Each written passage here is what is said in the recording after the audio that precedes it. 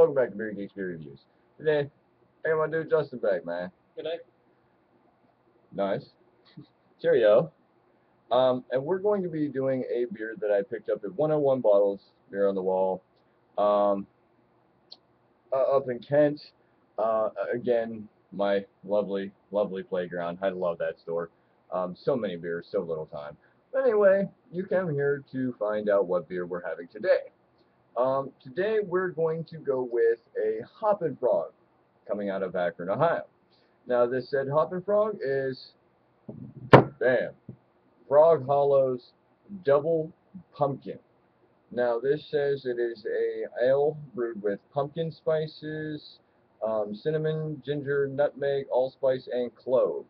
Now it's nice. Let's twist it around here. See all this writing on the wall. Pay attention to it. It actually tells you, it gives you a little, Frog Hollow's Pumpkin Ale little story.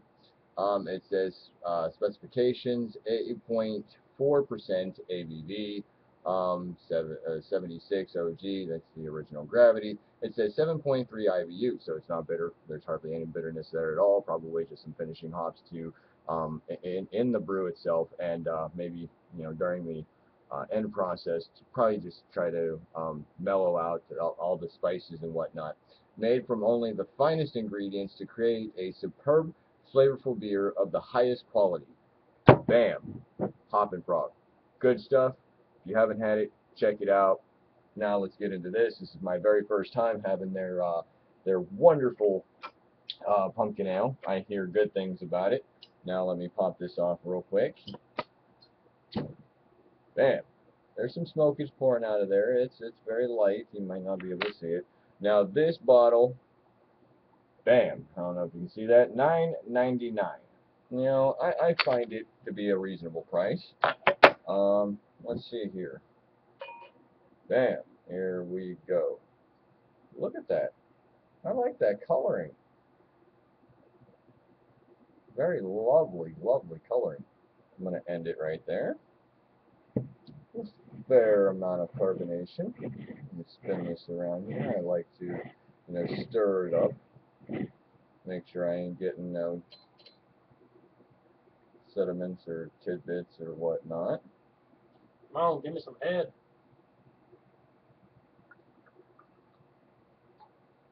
Not much for a head for this beer. There you go, sir. Finish mine off here a little bit more.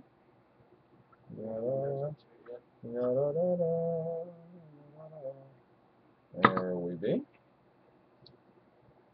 Set this right here so you can see said bottle. And we'll place it right there. Now, as for the coloring, surprisingly enough, I want to say this is a very hazy orange color.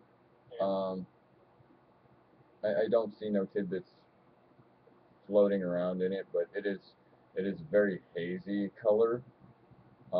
Surprisingly, this has been one of the brightest orange colors that I've had as of pumpkin beers already this year. And hardly any head on it. I don't know what it is. I've had a couple of pumpkin ales already this year, or pumpkinous style ales already this year, and it's very confusing because very few of them ever create anything worth of a head.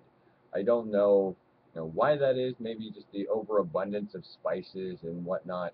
But I end up having to do this to get any type of head to the beer at all. Well, let's go in for a nose.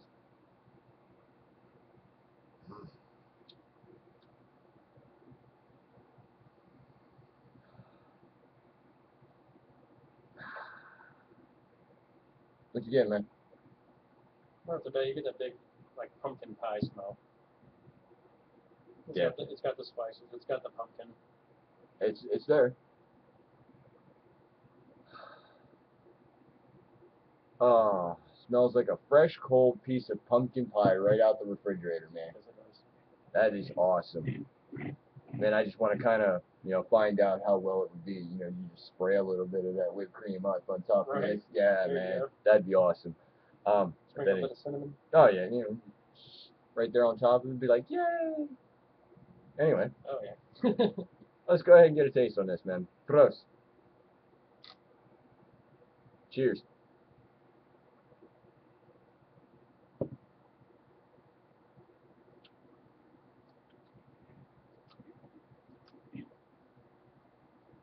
Hmm.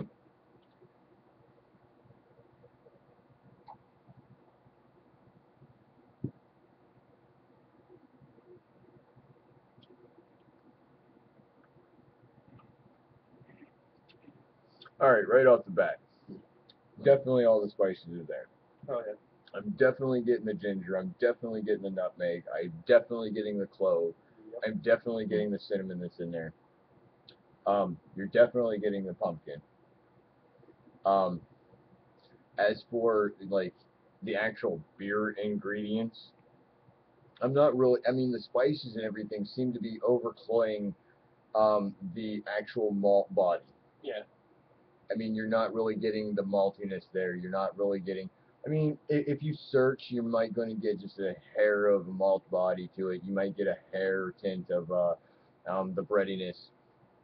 But with all these pumpkin ales and you know pumpkinous beers coming out for the holiday season, I call it the holiday season because when I think of pumpkin ales and as this one is rightfully called, the Frog Hollows. I think of Halloween. I think of October. I think of November. And into Thanksgiving. This would definitely go very well with your Thanksgiving. I want to say after feast, your digestif, as my friend Dave calls it. I think that this would go well with the dessert. Um, maybe even you know you might want to try it with your dinner. I don't know how that would pair up very well with the turkey and whatnot. And, I don't know so much about turkey, but I think it'd pair nice with a nice glazed ham. I would imagine like maybe like a honeysuckle. Yeah. All right. Yeah. Okay. I Or my wouldn't. mom makes she does with pineapples and cherry. Just Okay. real sweet. I hate to run off topic here, but talking about the holiday seasons and some of these more appropriated holiday beers, etc., etc. This being August. I mean, come on, already? Really? I again digress against these beers coming out already. I would rather them hold off and we have them during the appropriate time of the season.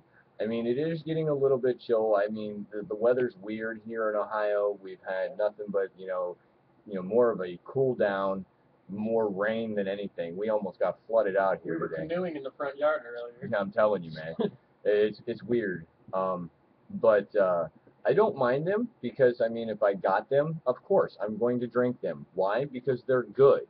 Other than that, I would like to say that I would like to have another cranberry style beer come back out for like say around Thanksgiving. Yeah. Sam Adams had one that I really enjoyed, the cranberry lambic. I really enjoyed that, and now it's gone. So if any of the brewers out there are watching, kind of look into that, man. Try to make yourself a cranberry lambic, and um, have it come out for the Thanksgiving. Maybe home brewers, man. Try to brew up one, man. Have one with your Thanksgiving dinner, man. It's really good. But other than that, onto this beer, man. I would say A plus. They've done a really good job. I know the lighting's kind of shoddy, as for labeling and whatnot, but here it is, man. Hoppin' Frogs, bam, Frogs Hollow, double pumpkin, and I will say A plus. It is done very well. It is very crisp. It is very clean. You get all the flavors right there.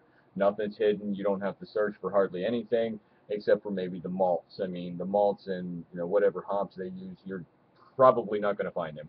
Other than that, that's my iteration of this. Any notes to follow up? Only thing that I could have negative to say about it myself is it does. I think it leaves the palate feeling a